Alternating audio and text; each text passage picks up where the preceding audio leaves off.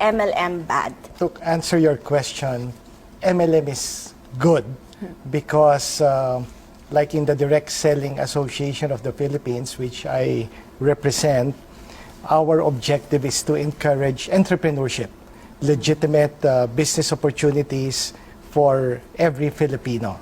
Now, this is in line with the thrust of the government through the DTI in encouraging entrepreneurship, especially micro, small, and medium enterprises. But the key important thing is to make sure that when you join the company, you join a legitimate one. Right. I actually want to ask Director about that because he has seen good and bad, the good and the bad, the good, the bad, and the ugly. What have you seen so far? How do you make sure that you join a legit company? And why are some legitimate companies bad? Multi-level marketing, of course, it is good, no? But then when it is used as a means to scam, so it becomes bad. And we run after those scammers because in multi-level marketing, you should be selling a product. And you should be making money because you are able to sell the product. But here, when the emphasis is already on recruitment, and you are no longer selling the product, but you are already selling an investment contract, we run after you because an investment contract is a form of a security, and which under the Securities Regulation Code has to be registered. And normally that's not for the registered. protection of the investors. Right. Sir, what do you have to say to that? Well, just like what Director Aquino mentioned, the objective of any business is to sell products or services. No? And it is exactly the same with direct selling or network marketing. The only difference being in a retail environment, you sell products or services in a fixed location. But with regards to direct selling or network marketing, it is person-to-person selling. But the objective should be to sell products and services to the end user.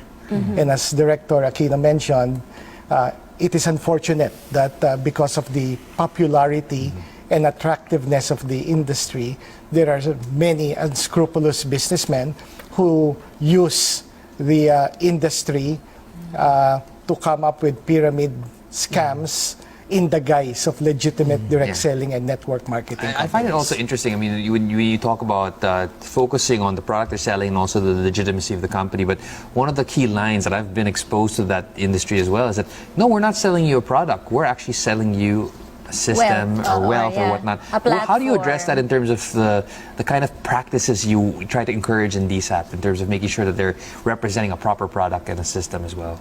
Okay. With the DSAP, we have what we call the 8-point test to determine whether a company's compensation plan is legitimate or not.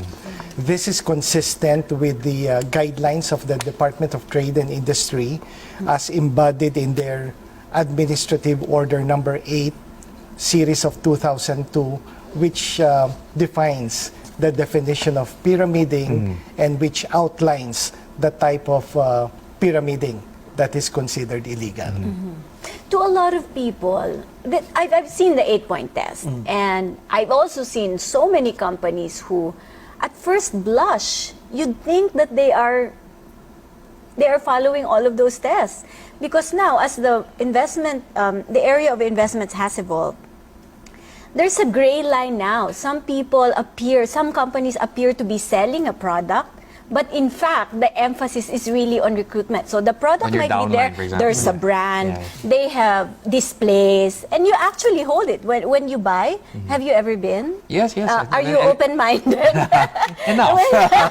Right? Well, people buy them, and they actually hold these products. Some of them are beauty products, some are skin, whatever, stem cell, whatever. They just store it and focus on recruitment. So people are now confused, sir, despite the 8-point test. There are products, but how do you differentiate the ones that are really scams from the legit ones? Here, there should be a product, and that product, you should be able to use it and not to keep it. Yes. So if you are not using that product, but then you simply buy because you would like to earn money through recruitment, Right. definitely that becomes already a warning sign that the business you are entering into is not a legit one.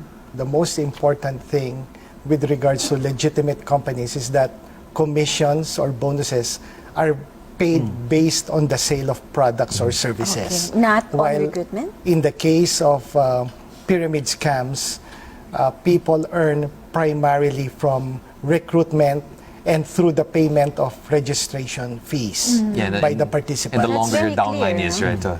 right? Right. So that's one of the most important distinguishing point between legitimate and pyramid scams. There are also other red flags. Yes. No? If I may share, like an example would be the selling of multiple slots or positions.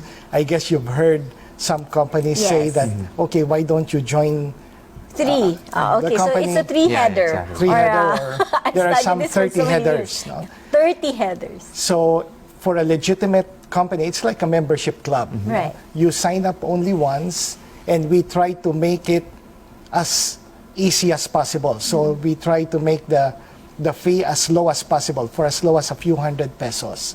So if you're being charged registration fee in the thousands, then you may start to ask the question why the registration fee is high. Secondly, you don't have to sign up your name, 3, 5, 10 times. No?